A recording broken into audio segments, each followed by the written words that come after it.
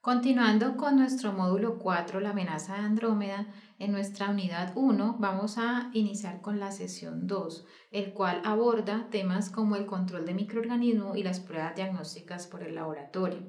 De allí que debemos de reconocer cuál es nuestro objetivo de aprendizaje. Al finalizar esta unidad, el estudiante va a estar en capacidad de reconocer los métodos para el control de microorganismos, los mecanismos de acción de antibiótico y las pruebas diagnósticas del laboratorio para que puedan identificar el agente etiológico a partir de una muestra clínica de un paciente con sospecha de infección. Continuando con nuestra segunda parte de la unidad 1 en este módulo, entonces vamos a empezar a hablar de antibióticos. Abordaremos de manera muy general mecanismos de acción y nociones de resistencia. Para ello, siempre que hablamos de antibióticos, definitivamente debemos de mencionar un gran personaje en la historia de la medicina, quien es Alexander Fleming, quien en 1928, junto con los otros investigadores, describieron la presencia de un hongo, un moho hialino, Penicillium notatum, a partir del cual se observaba alrededor de su crecimiento que inhibía a las colonias bacterianas en estos medios de cultivo. Ellos a partir de ese hongo lo que hicieron fue sintetizar el antibiótico que se denomina penicilina, es llamado penicilina, y gracias a la producción en masa que se hizo recibieron el premio Nobel en el año de 1945. Si ustedes observan a su derecha encontrarán una fotografía de los periódicos publicados en esa época donde le daban realmente una ventaja y decían incluso que gracias a la penicilina en la Segunda Guerra Mundial ellos volverían a casa, dado que curaba, pues tenía un efecto importante y positivo en las heridas de guerra pues que generaban en estos soldados. Es importante tener en cuenta que a pesar de que este fue pues el boom de la era antibiótica, años atrás, cientos de años atrás y miles de años atrás, los antiguos chinos, por ejemplo, utilizaban el moho que se generaba en la soya para aplicarlos en forúnculos y obtener resultados de procesos de desinflamación y desinfección también. También los griegos aplicaban la mirra, el vino y algunas sales minerales para actuar o para que actuaran sobre heridas de guerra. Y hubo otros investigadores que realmente han presentado estudios describiendo el uso de diferentes sustancias como antibióticos. En este punto debemos de tener en cuenta, si nos vamos a una línea del tiempo, cómo ha sido la evolución y la producción y la síntesis de estos antibióticos a lo largo del tiempo.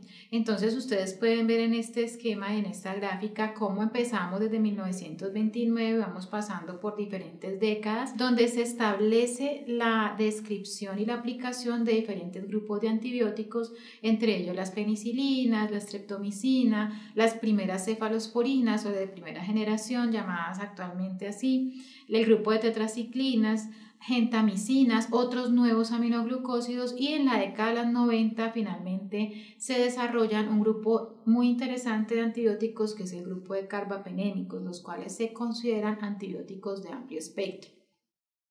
No obstante, teniendo en cuenta esta línea de tiempo, es importante introducir y reconocer desde ya que las bacterias han tenido y desarrollado mecanismos de resistencia en cortos periodos de tiempo. Por ejemplo, no había pasado en 1941, que es donde se hace la primera aplicación de la penicilina, y más o menos en 1943, o sea, 2 años después de hacer aplicación en masa del medicamento, ya se reportan las primeras cepas de estafilococos resistentes a la penicilina y por ende empiezan a desarrollarse mayor cantidad de antibióticos que puedan ir dirigidos contra esas bacterias que han creado resistencia. Debemos entonces de ubicarnos en la clasificación inicial de antibióticos. Hay diferentes formas de clasificar los antibióticos. Puede ser por composición química, como los abordaremos en este punto. Puede ser también de acuerdo a la afinidad, si son hidrofílicos o hidrofóbicos o lipofílicos o lipofóbicos, dependiendo de la afinidad que tengan hacia las membranas celulares, por ejemplo, las bacterias. Y adicionalmente con su efecto total, o sea, si son bactericidas o bacteriostáticos. Nos vamos a concentrar entonces en la clasificación de acuerdo a su composición, como son los dos grandes grupos que se listan en la diapositiva, betalactámicos y no betalactámicos. Entre los betalactámicos vamos a ubicar algunos grupos, los cuales son las penicilinas, los betalactámicos asociados o combinados con moléculas que son inhibidores de betalactamasa, las cefalosporinas, los monobactámicos y los carbapenémicos. Y en el grupo de los no betalactámicos tendremos otras clases, otros subgrupos que nos van a permitir ubicarlos por mecanismos de acción. Aminoglucósidos, ansamicinas, quinolonas, glicopéptidos, inhibidores de ácido fólico y las polimixinas, que son antibióticos de amplio espectro. De allí que es muy importante que debamos reconocer los mecanismos de acción de los antibióticos. Entonces, para listar los mecanismos de acción vamos a agruparlos básicamente en 5 mecanismos, los cuales son aquellos antibióticos diseñados para inhibir la síntesis de la pared celular, otros que se van a ubicar a nivel de interferencia en la vía del ácido fólico, un tercer grupo que van a ubicarse inhibiendo o interfiriendo en la síntesis de los ácidos nucleicos, un cuarto grupo a nivel de la síntesis, haciendo inhibición de la síntesis de proteína, y un quinto grupo que son los antibióticos que actúan a nivel de la función de la membrana citoplasmática o alterando la misma. De allí entonces que aquellos que inhiben la síntesis de pared celular nos ubicamos en el grupo más grande, que es el grupo de los betalactámicos. Todos están ejerciendo ese tipo de acción y lo que hacen en términos grandes puede funcionar de diferentes formas en diferentes momentos, pero el principal mecanismo que se reconoce en este grupo es cuando el antibiótico hace como una unión competitiva con los pentapéptidos a unirse a las proteínas llamadas proteínas de unión en la penicilina que se ubican en la pared celular. Al inhibir esta unión o al impedir esta unión, esta conformación, la pared no se forma y entonces la bacteria queda expuesta a una lisis celular. Por otra parte, entonces están aquellos que interfieren en la inhibición o interfieren inhibiendo la síntesis de ácidos nucleicos, y allí entonces tenemos unos que actúan específicamente sobre enzimas como la DNA girasa o sobre la RNA polimerasa. Otro grupo, que son los que actúan inhibiendo la síntesis de proteínas, pueden tener diferentes momentos, entonces debemos de recordar cómo se hace la síntesis de proteínas en las bacterias y los diferentes momentos que tiene en las fases de elongación y bueno, la parte de transcripción que ustedes ya deben haber revisado en el componente de genética. Allí estos antibióticos van a actuar en diferentes niveles también. Pueden algunos actuar directamente sobre la subunidad 30, otros sobre la subunidad 50 y otros específicamente sobre el RNA de transferencia. Los que actúan a nivel de la estructura de la membrana citoplasmática entonces pueden alterar esa membrana desde el punto de vista conformacional o alterar la función aumentando la permeabilidad en la bacteria, haciendo que esta bacteria se desestabilice. Y finalmente, aquellos que actúan interfiriendo específicamente en el metabolismo de ácido fólico, nos debemos de ubicar en la vía de ácido fólico que utilizan las bacterias. Dos ejemplos puntuales allí serían el trimethoprim y sulfametoxazol, donde el trimethoprim como tal va a actuar a nivel de una enzima como la hidrofolato reductasa, mientras que el sulfametoxazol lo que va a hacer es actuar a nivel del PAB, haciendo una competitividad antagónica. Teniendo en cuenta entonces estos mecanismos de acción y ejerciendo ese punto importante de conocer cuál es el blanco farmacológico en esos 5 grupos de mecanismos de acción, preguntémonos por qué las bacterias crean resistencia a los antibióticos. En esto tiene mucho que ver el humano. Definitivamente tanto la comunidad científica como la comunidad en general tiene mucho que ver en la creación de estos pequeños, como les digo yo, micromonstruos. ¿En qué sentido? Porque usamos y abusamos de los antibióticos. En este cómic pues, que les represento acá, que les traigo de Batman y Robin, estaba Robin diciéndole que ella piensa que necesita antibiótico para tratamiento de su resfriado o de su gripe. Batman se enoja y le dice que es un virus. Ustedes recordarán que los virus, en este caso los que ocasionan los cuadros gripales, no necesitan tratamiento con antibióticos, refiriéndonos a antibióticos de tipo antimicrobiano, antibacteriano, ¿sí? Y muchas veces en nuestro medio lo que sucede es que el individuo que se siente con un cuadro febril, que ya está pensando en desarrollar o está desarrollando un cuadro gripal, va a las farmacias y libremente consigue ese antibiótico y se lo toma de manera inadecuada. Entonces, es un punto importante desde la comunidad en general, que hubiese más restricción para evitar la resistencia bacteriana que se ha creado hasta el momento. Por el lado de la comunidad profesional también se cometen ciertos errores por no saber cómo manejar los fármacos antibióticos específicamente contra ciertos grupos de microorganismos. Entonces es muy importante tener en cuenta eso y reconocer que la misma humanidad ha usado y abusado de estos fármacos que en su momento fueron muy buenos. Y gracias a eso, entonces se seleccionan cepas de bacterias que van a ser resistentes a ciertos antimicrobianos. En el esquema o en la figura de su izquierda, ustedes van a encontrar que la población realmente de bacterias resistentes inicialmente era muy escasa. En la medida que estas bacterias se exponen muy frecuentemente y a dosis inapropiadas o mal formuladas a estos antibióticos, la población de estas cepas bacterianas va a predominar de manera resistente. Ustedes notan allí que en la gráfica las cepas o las bacterias que están marcadas como con predominio de resistencia, pues tienen un esquema de ciertas recombinaciones a nivel de su material genético, y el círculo verde que ustedes pueden observar representa aquellas estructuras plasmídicas que son importantes dentro de los factores de resistencia y la adquisición de estos mecanismos. En este punto, entonces, debemos de tener en cuenta lo siguiente. La resistencia bacteriana, siempre que hablamos de resistencia bacteriana a estos antibióticos, precisamente debemos de dividirla en dos elementos importantes. Uno es la resistencia intrínseca o la misma resistencia natural, y el otro es la resistencia adquirida. ¿Qué es una resistencia intrínseca o natural? Es una característica que la bacteria posee desde su naturaleza, desde su origen. Y esto es específica de especie o de género. Es importante tener en cuenta que vamos a compartir con ustedes en el transcurso de este módulo algunos géneros, tablas extraídos de las guías CLSI que van a permitirles a ustedes ubicar géneros y especies que son resistentes de entrada o naturalmente a ciertos antibióticos. Dos ejemplos puntuales que son bastante comunes a encontrar en nuestra comunidad son del género Enterococcus. Todo el género Enterococcus es resistente a todas las cefalosporinas. El género Klebsiella, especialmente la especie Klebsiella pneumoniae, se considera naturalmente resistente a ampicilina. Entonces, si nos enfrentamos a un paciente que tiene una infección por alguno de estos microorganismos con resistencias naturales, de entrada debemos de reconocer que no vamos a iniciar un tratamiento antibiótico con estos fármacos a los cuales se conoce ya la resistencia natural.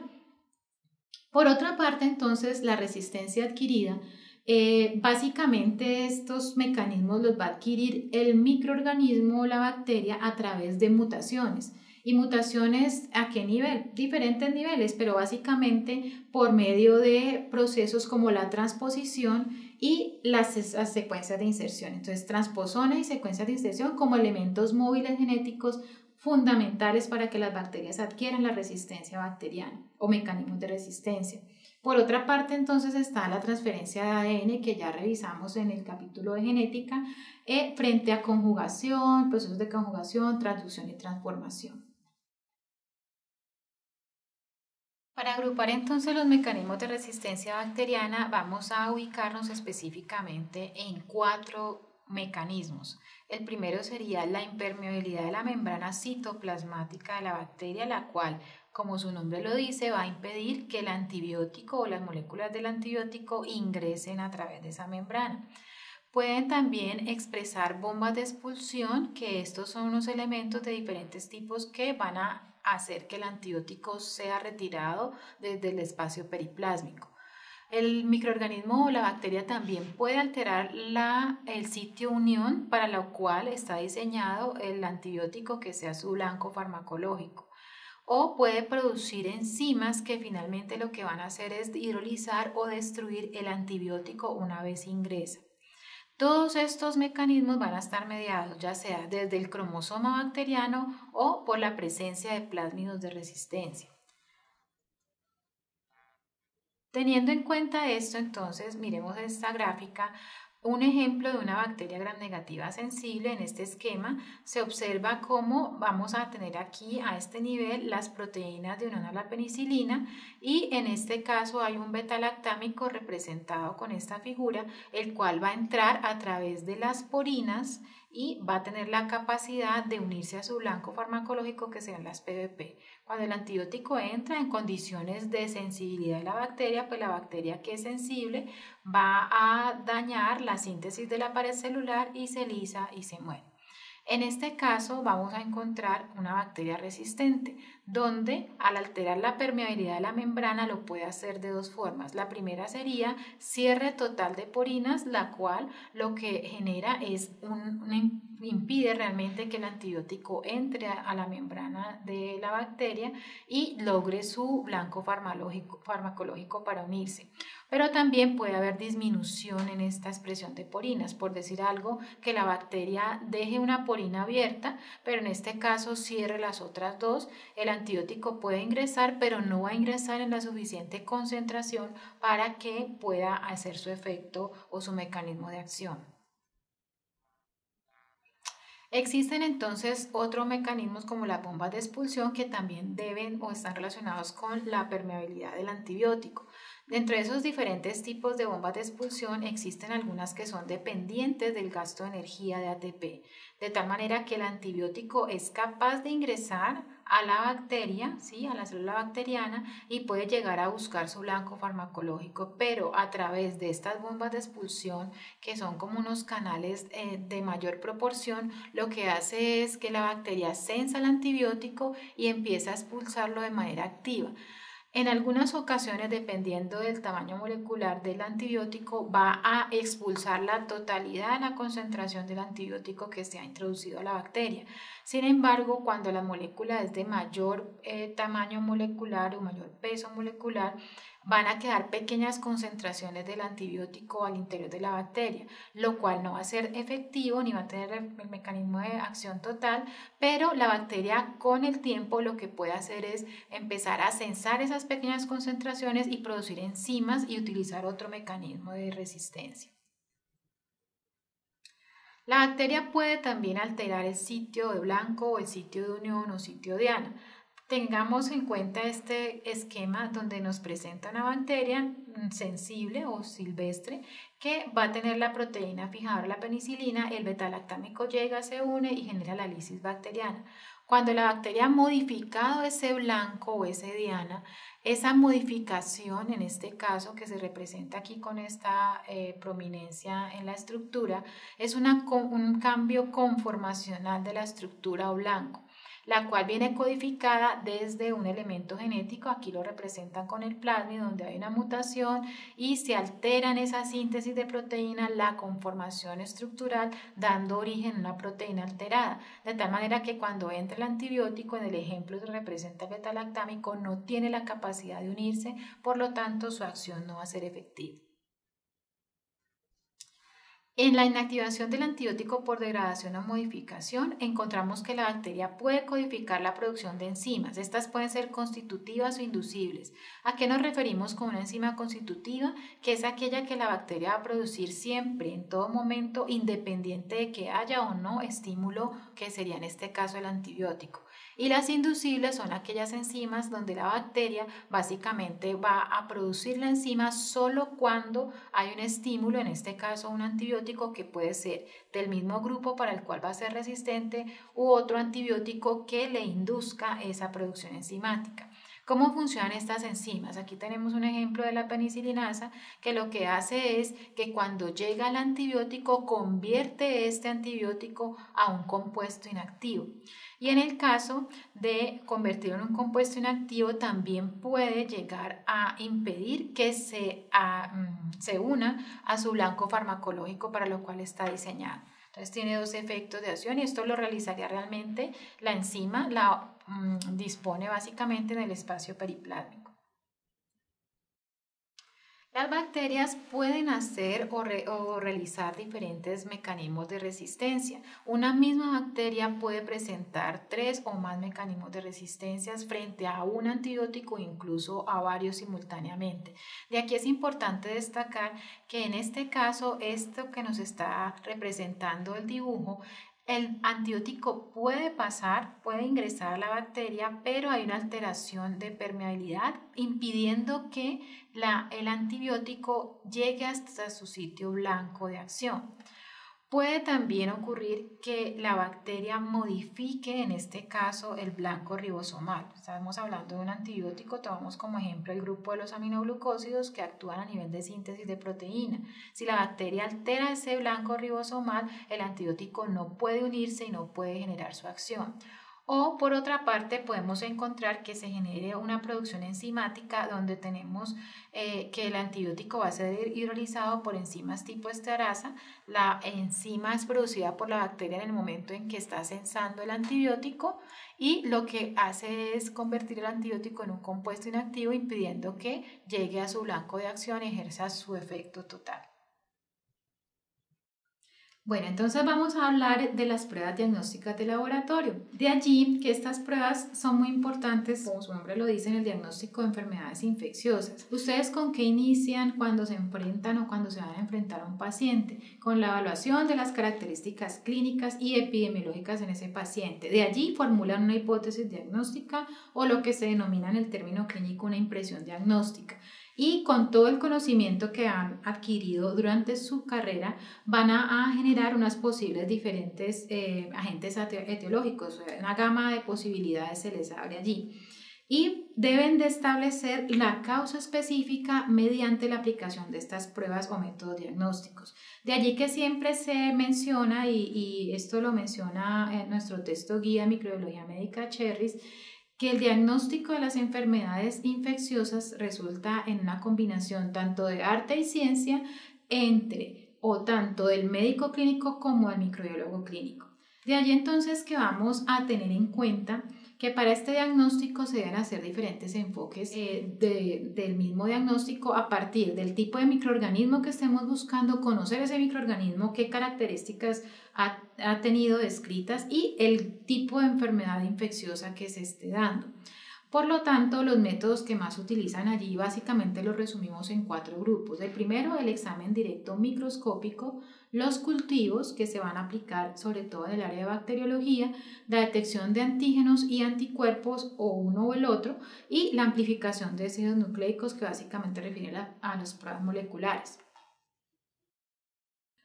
Lo más importante y la premisa con la que debemos de trabajar las pruebas diagnósticas es la obtención de una muy buena muestra clínica. O sea, si la muestra clínica está bien tomada, bien extraída, la probabilidad de que el diagnóstico, el método diagnóstico funcione casi a la perfección es bastante alta. En las muestras clínicas debemos de clasificar 3 grupos de muestras. La primera es la muestra directa, en la cual vamos a localizar el patógeno que realmente va a ser el culpable, por decirlo de alguna manera, de la infección. Allí lo que hacemos es, generalmente en esta muestra directa, es obtenerla directamente y vamos a tener que pasar alguna barrera que seguramente va a contener microbiota normal. Por lo tanto, allí debemos de aplicar unas técnicas de asepsia y antisepsia óptimas e ideales para poder hacer la obtención de la muestra sin que ésta se contamine con la microbiota acompañante. El segundo tipo de muestra es aquella muestra indirecta, que para que la muestra se obtenga debe pasar por un conducto o por un área que va a contener microbiota normal.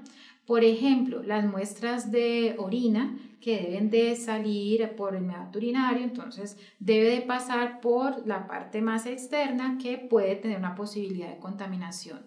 Para ello, en este tipo de muestras se van a emplear algunos cultivos que son de tipo cuantitativos. Y por último tendríamos las muestras que son de un sitio con microbiota normal. Son de las muestras un poco más complejas de interpretar en el sentido de que si ustedes están, por ejemplo, tomando una muestra de faringe y quieren buscar un patógeno potencial allí, se requieren entonces cultivos selectivos y especializados para poder determinar este microorganismo presente. Empecemos con el análisis directo, que principalmente vamos a ubicarnos en la microscopía. Para su conocimiento, la microscopía básicamente cuenta con tres campos, que sería una microscopía óptica, una microscopía de campo oscuro y una microscopía de fluorescencia. En el lado C vamos a encontrar en la microscopía de fluorescencia, que se puede aplicar en la actualidad, por ejemplo, para el diagnóstico de muestras directas para el análisis de baciloscopias o determinación de bacilos ácido alcohol resistentes. El campo oscuro básicamente nos permite hacer un contraste en ese punto de visualización y nos permite visualizar algunas bacterias de tipo espirales, como el grupo de las espiroquetas. Y la microscopía óptica realmente la dejamos allí enfocada en el sentido de que es la más utilizada en la práctica de la bacteriología.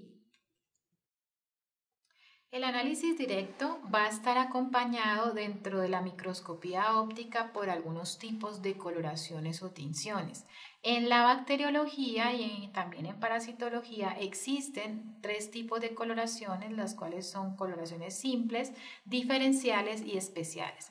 Una tinción simple lo que nos permite es observar estructuras de maneras generales y de percibir si la bacteria es, por ejemplo, un bacilo o un coco. ¿Sí? Y también pudiéramos observar dentro de esas tinciones simples algunas características muy poco diferenciables en las bacterias, son de manera general. De allí tenemos, por ejemplo, coloraciones simples como con el cristal violeta solamente, donde veríamos la forma bacilar y la agrupación de la bacteria. En el caso pues del azul de metileno también podemos encontrar que se pigmenta algunas partes a lo largo del bacilo como tal de Corynebacterium, y en este último círculo les muestro microscópicamente una tinción simple con Lugol que nos está representando características, por ejemplo, de algunos huevos de parásitos. En cuanto a las diferenciales, vamos a encontrar que nos permiten, como su nombre lo dice, establecer o diferenciar grupos grandes de bacterias. En este caso, la coloración reina de bacteriología sería la coloración de Gram, que nos permite clasificar las bacterias en tres grandes grupos, como son los bacilos o los gram positivos. Aquí no hablamos de forma sino de coloración. Gram positivos, que ven aquí en azul, los gram negativos, que se ven aquí en rosado, y aquellos gram variables que no los representa la imagen, pero son los que tienen coloración en partes gram negativas y gram positivas. También encontramos una coloración muy utilizada entre las diferenciales, que son las coloraciones de ácido alcohol resistencia, que lo que permite es depositarse a partir de algunos de sus colorantes sobre la pared o los componentes lipídicos de las bacterias denominadas ácido alcohol resistentes, como por ejemplo las que pertenecen al género Mycobacterium. Y hay otras coloraciones que nos permiten diferenciar si la bacteria tiene la capacidad de producir las endosporas. En este caso nos está mostrando la coloración específicamente las endosporas producidas por las bacterias en color rojo, mientras que las formas vegetativas o funcionales se ven de color azul. Existen otras coloraciones especializadas que ya van directamente dirigidas a una estructura en particular de las bacterias, o en este caso las levaduras. Por ejemplo, la coloración o la tinta china o tinta india realmente, pero se conoce en nuestro medio como tinta china, donde a estructuras, por ejemplo, como levaduras de Cryptococcus neoformans que presentan cápsula, no van a poder penetrar a la estructura completa de la levadura, generando un fondo completamente oscuro y un halo alrededor de la estructura de levadura que corresponde a la cápsula. Y en el caso de otras coloraciones específicamente o especialmente flagelares, para determinar cuándo una bacteria posee el flagelo, la pudiéramos ver desde el punto de vista microscópico. En cuanto a los cultivos artificiales, vamos a encontrar que las bacterias van a crecer en estos medios de cultivos. Estos cultivos artificiales pueden ser de dos tipos: pueden ser sólidos, que constituyen un gel, o pueden ser líquidos, que obviamente puede ser una solución salina estéril, hasta unos cultivos enriquecidos. Es importante tener en cuenta y hacer énfasis aquí que en la microscopía que veíamos vamos a observar las bacterias, pero no determina la viabilidad de la bacteria. En el caso de los cultivos sí nos permite determinar la viabilidad de la bacteria, y a partir de esos cultivos vamos a hacer tanto identificación como el antibiograma. ¿Qué es lo que sucede inicialmente? A partir de la muestra clínica vamos a sembrarla, esto se llama sembrar la dispersión de la muestra clínica con diferentes metodologías para someterla a un proceso de incubación y estos cultivos a través de sus nutrientes van a permitir el crecimiento de colonias bacterianas. Cada punto de los que ustedes ven aquí corresponde a una colonia bacteriana que está constituida por miles de bacterias. Esto es lo que se denomina una unidad formadora de colonias. En este punto hay que tener en cuenta que una colonia entonces se define como la representación macroscópica de un grupo de bacterias y podemos encontrar diferentes medios de cultivo como por ejemplo aquí el agar sangre, que es hecho a base de sangre de cordero en un porcentaje indicado. Tenemos representados aquí unas colonias de Staphylococcus aureus que nos permite observar macroscópicamente la característica de la bacteria como productora de un pigmento carotenoide y alrededor de la colonia podemos observar un halo más claro que lo que está indicando es la presencia de beta-hemolicinas. Lo que están haciendo estas beta-hemolicinas es destruir o lisar casi el 90% de los eritrocitos presentes en el medio. Otras características las podemos observar en cultivos diferenciales y selectivos. ¿En qué sentido? Que podemos tener agares como por ejemplo el agar McConkey que seleccionan el crecimiento de un grupo de bacterias solamente gram negativas y nos permite visualizar ciertos pigmentos característicos de los géneros o incluso la utilización o fermentación de algunos sustratos como por ejemplo la lactosa. Y este ejemplo ya a propósito del módulo del mundo de los hongos que ustedes ya lo revisaron, también existen estos medios de cultivo para expresar colonias de hongos que tienen una estructura mucho más grande pues que las bacterias. A partir de esas colonias bacterianas entonces se pueden utilizar enzimas o detección de enzimas para propósitos clínicos, lo cual es fundamental para cuando reciban un resultado de alguno de estos métodos. Los cocos gram positivos básicamente los vamos a clasificar conforme a la presencia de la enzima catalasa. Por ejemplo, se utiliza peróxido de hidrógeno o el agua oxigenada en un portaobjetos y se dispone de otro portaobjetos para evaluar la muestra de colonia que vamos a realizar o a identificar y en este caso al poner en contacto la colonia del peróxido de hidrógeno, si la bacteria tiene la enzima catalasa va a desdoblar el peróxido en agua y en oxígeno y el oxígeno es lo que representamos aquí en la observación de estas burbujas. Y en cuanto al grupo grande de bacilo gram negativo se puede determinar diferencias importantes a partir de la producción o detección de la enzima oxidasa. Entonces sobre un ensayo cromatográfico se ubican unos indicadores y unos reactivos especiales que al reaccionar con la enzima oxidasa que presentan las bacterias va a producir un cambio de color indicando que la enzima está presente. Debemos de entonces llegar a identificación de género y especie. Existen métodos convencionales manuales a través de tubos donde contienen medios sólidos y que se utilizan para evidenciar la fermentación o la utilización de ciertos sustratos. Y existen algunos micrométodos también que se utilizan a partir de cada uno de los resultados y la utilización de estos sustratos, depende de si el resultado es positivo o negativo, se genera un código numérico y este código numérico nos va a representar un género y especie puntualmente de las bacterias. Existen también desarrollados métodos automatizados que se basan en los macro y micrométodos convencionales que permiten en cuestión de corto tiempo, a veces 18 o 24 horas, obtener la identificación y el género, tanto género como especie de la bacteria e incluso adelantar algunas de las pruebas de sensibilidad. Estas serán los métodos colorimétricos que más se utilizan, pero también contamos con métodos de proteómica como espectrometría de masas, donde a través de este analizador en un pozo o en una microplaca se van a ubicar las colonias bacterianas que van a ser identificadas. Internamente en el equipo se dispara un rayo láser que literalmente pulveriza este contenido de colonia y empiezan entonces a tomarse como el tiempo de vuelo en cuanto a las proteínas que se van ionizando. Aquí entonces en la parte superior cuenta con un detector de iones y en la medida que va llegando, a la velocidad que va llegando, va volando esa proteína, ese detector de iones, lo que se establece es un picograma que corresponde como al código numérico en las pruebas colorimétricas o, por decirlo de alguna manera, como a la huella digital de la bacteria, y lo cual sobre una base de datos lo que se determina es el género y la especie de la bacteria. Esta metodología de la identificación se demora aproximadamente 2 horas. Bueno, entonces vamos a continuar con la determinación in vitro y la respuesta antimicrobiana. Una vez se ha identificado el género y especie de la bacteria que estamos evaluando en la muestra clínica, vamos entonces a hacer esa determinación de la respuesta antimicrobiana y o pruebas de sensibilidad o susceptibilidad, que es lo que se conoce comúnmente como el antibiograma.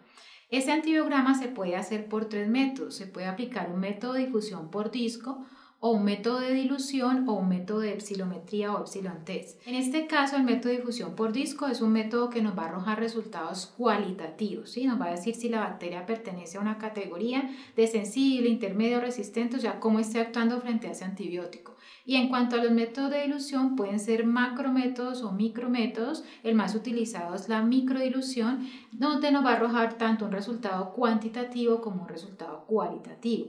El cualitativo es la misma categoría de interpretación y el cuantitativo sería determinar la concentración inhibitoria mínima que ese antibiótico que se está probando va a ser efectivo frente a ese grupo de bacterias que se han identificado. Y la epsilometría pues también nos va a dar los dos tipos de resultados, tanto la categoría como la concentración inhibitoria mínima. De allí entonces que en esos resultados de interpretación básicamente están basados y se obtienen de acuerdo al laboratorio o al instituto de laboratorio clínico que nos favorece y nos presenta unos estándares. Son las famosas guías CLCI, son unas guías norteamericanas donde ellos son una institución como tal reguladora de las dos grandes instituciones a nivel mundial que regulan esta parte de infecciones a nivel in vitro. Entonces vamos a encontrar que establecen unos puntos de corte para determinar por cualquiera de las 3 metodologías que se apliquen en las pruebas de sensibilidad cómo está esa bacteria.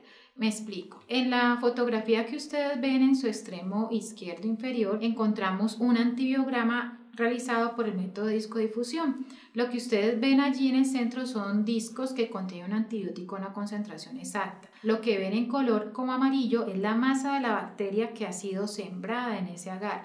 En este caso hay un halo claro que nos permite evidenciar un halo de inhibición que ha generado ese disco o ese antibiótico que se ha difundido. Entonces ese halo nos va a dar un diámetro en milímetros y esos milímetros se comparan y se establece la categoría de si la bacteria fue sensible o fue resistente o la categoría que indique. Por otra parte, en la fotografía que ustedes ven, en la parte superior hay unas tiras que cada tira contiene unos gradientes de concentración y lo que va a formar es una elipse. En este caso hablamos de elipse y donde corta el extremo inferior de la elipse vamos a determinar la concentración inhibitoria mínima de ese antibiótico ante esa bacteria. Y en la fotografía del extremo inferior derecho encontramos pozos con diferentes concentraciones del antibiótico que nos va a permitir calcular igualmente la concentración inhibitoria mínima y a su vez la categoría de interpretación. Así se obtiene por cualquiera de estos métodos un resultado del antibiograma como prueba complementaria a todo lo que es un cultivo en bacterias. Por otra parte tenemos entonces los métodos de inmunodiagnóstico que básicamente se puede hacer una detección de antígeno-anticuerpo por alguna de estas metodologías que les menciono allí, la clasificación serológica también, que son más que todo para usos epidemiológicos, por ejemplo para establecer cómo es la clasificación serológica capsular de alguna bacteria y de hecho implementarlo a nivel de vacunación, la detección de anticuerpos específicos o directos contra X microorganismo y lo mismo la detección de antígenos específicos de algún microorganismo. En este punto es importante reconocer que en el inmunodiagnóstico vamos a encontrar pruebas directas de inmunoabsorbancia, como lo ven en el lado A, o pruebas indirectas de inmunoabsorbancia. Allí es importante tener en cuenta que en la parte A el anticuerpo se va a absorber al interior del pozo y sensibiliza a la placa, o sea que estos ya están preparados previamente. Y cuando añadimos la muestra que vamos a buscar o en la cual vamos a buscar el antígeno específico, entonces ese antígeno se va a unir de manera complementaria al anticuerpo que ya está previamente como estabilizado en esa lámina. Posteriormente, entonces, se debe hacer otro procedimiento y lo que se hace es ubicar precisamente un marcador del anticuerpo que va contra ese antígeno que ya ha sido previamente unido. Por la parte B, que es lo que nos demuestra la prueba indirecta de inmunoabsorbancia, lo que se tiene en la placa o en el pozo es el antígeno allí ligado, de tal manera que en la muestra clínica lo que buscaríamos serían los anticuerpos contra ese antígeno específicamente, y finalmente se hace una revelación de esa prueba por medio del uso de un antianticuerpo específico del anticuerpo que está dirigido contra el antígeno puntual, y una marca, pues se hace utiliza un marcador como colorimétrico o en algunos casos también puede ser fluorométrico. En cuanto a los análisis de ácidos nucleicos, pues hay diferentes tipos de análisis donde se pueden utilizar metodologías como hibridación y sondas de ADN, electroforesis en gel de agarosa, amplificación de ácidos nucleicos, genomas bacterianos mediante la secuencia precisamente del ADN, aplicaciones de la reacción en cadena polimerasa, que es de las más utilizadas y su sigla es PCR, o la ribotipificación. De allí es importante resaltar las PCRs, precisamente esas aplicaciones de las reacciones en cadena polimerasa. Aquí tenemos un modelo de un PCR en tiempo real, donde a partir ya sea de la muestra clínica o de las colonias obtenidas en cultivos, se pueden hacer análisis en sistemas cerrados para determinar en corto tiempo, aproximadamente en 2 horas, la identificación del material genético amplificado, obviamente, por ejemplo, en este caso, para el complejo de Mycobacterium tuberculosis, y a su vez se determina si en este caso la bacteria posee un gen que indique que ha adquirido resistencia a determinado antibiótico, en este caso rifampicina. Entonces, las pruebas moleculares han tenido mucho avance realmente desde el punto de vista biotecnológico y nos permite determinar 2 aspectos importantes en menor tiempo que los métodos convencionales.